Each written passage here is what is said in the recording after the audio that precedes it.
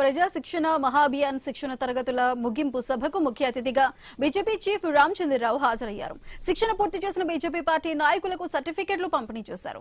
Congress party ప్రజా వ్యతిరేక విధానాలు అవలంబిస్తోందని దుయ్యబట్టారు. ధాన్యం కొనుగోలు ఆలస్యం కారణంగా రైతులు తీవ్ర ఇబ్బందులు పడుతున్నప్పటికీ రాష్ట్ర ప్రభుత్వానికి రైతు సమస్యలపై అవగాహన లేదన్నారు. ఖమ్మం జిల్లాలో రైతులకు బేడీలు వేసిన ఘనత బీఆర్ఎస్ ప్రభుత్వానిదని తెలిపారు.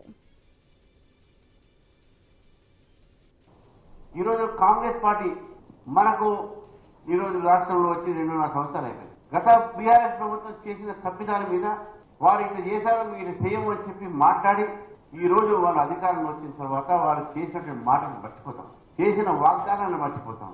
ఎన్నో వాగ్దానాలు చేశారు, ఎన్నో గ్యారంటీలు ఇచ్చారు. మరి నాకు తెలిసినంత ఏ గ్యారంటీ కూడా పూర్తి కాలేదు. ఏ గ్యారంటీ పూర్తి చేయకుండా ఈరోజు అందరి దారిలో వదిలేశారు. పరిపాలన ఒక 100 సార్లు ఢిల్లీ పోయినట్టు ముఖ్యమంత్రి గారు, వారితో పాటు కొంత మంత్రులు పోయినట్టు కేసీఆర్ గారి ప్రభుత్వం ప్రజలందరూ తెలుసుకొని వాళ్ళని పార్లమెంట్ పంపించారు.